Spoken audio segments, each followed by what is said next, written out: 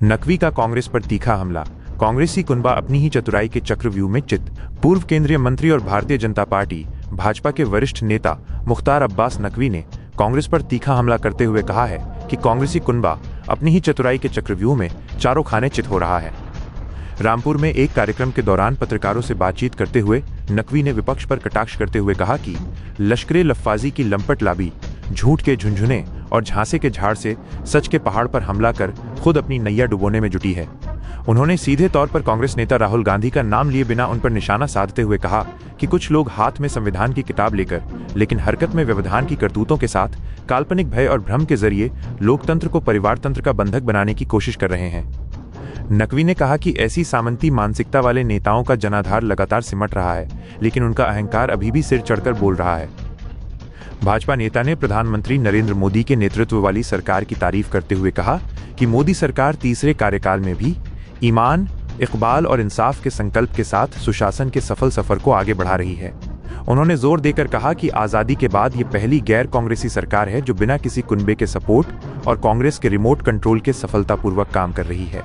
नकवी ने कहा कि सामंती कुंड के सियासी झुंड की कुंठा, कटुता और कष्ट का यही मुख्य कारण है। उन्होंने आगे कहा कि कांग्रेस का एक ही सिद्धांत रहा है, अगर उनके परिवार को सत्ता नहीं मिलती तो दूसरों के लिए समस्या और अस्थिरता का माहौल बनाओ। नकवी ने अपनी बात को समाप्त करते हुए कहा कि इस बार कांग्रेस अपनी ही चतुराई के चक्रव्यूह में फंसकर चारों खाने चित हो रही है। नेपाल में जो घटनाक्रम हुआ है इसको किस नज़र से देखें?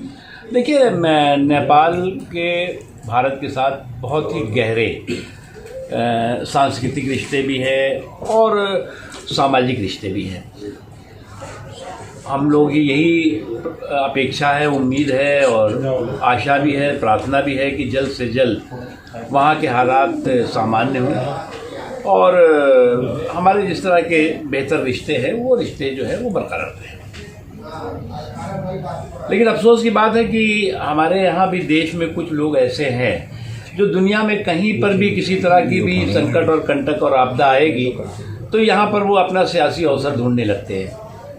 उनको लगता है कि उन्हें भी ये बात मालूम है कि जिस तरह की वो बात कर रहे हैं कि साहब यहाँ पर भी ऐसा होगा वैसा होगा, वो इस तरह के मुंगेरी लाल के हसीन सपने जो है उनके कभी पूरे नहीं होंगे।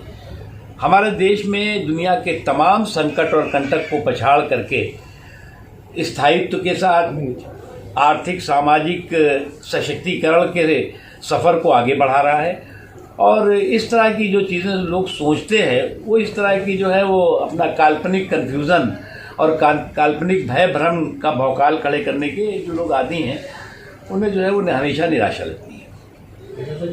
ये लोकतंत्र का आप जिस तरीके से देखा बांग्लादेश में हुआ, पहले उससे श्रीलंका में हुआ, अब नेपाल में, तो लोकतंत्र के जरिए जो लोग शीर्ष पे या नेता हैं जो इनके हाथ में सत्ता है उन पर भ्रष्टाचार और तानाशाही के खिलाफ इसको रिवॉल्ट मानते हैं। आप क्या है? देखिए, एक चीज़ आप समझना होगा कि जो कोई भी लोकतंत्र है उस लोकतंत्र की जो सबसे बड़ी ताकत है वो सुशासन है, गुड गवर्नेंस। और सुशासन के ज़रिए समाज के आखिरी पायदान पे खड़े हुए व्यक्ति की आंखों में खुशी और ज़िंदगी में खुशहाली है, इसके लिए है। और इन पिछले अगर आप 11 सालों के दौरान में देखें तो हमारे देश में दुनिया भर के संकटों और कंटकों के दौरान, आपदा के दौरान, कोविड के दौरान, युद्ध के दौरान, इन तमाम चीज़ों के बावजूद भी हमारे देश के लोगों को किसी तरह की किल्लत नहीं होने पाई, किसी तरह की समस्या नहीं होने पाई।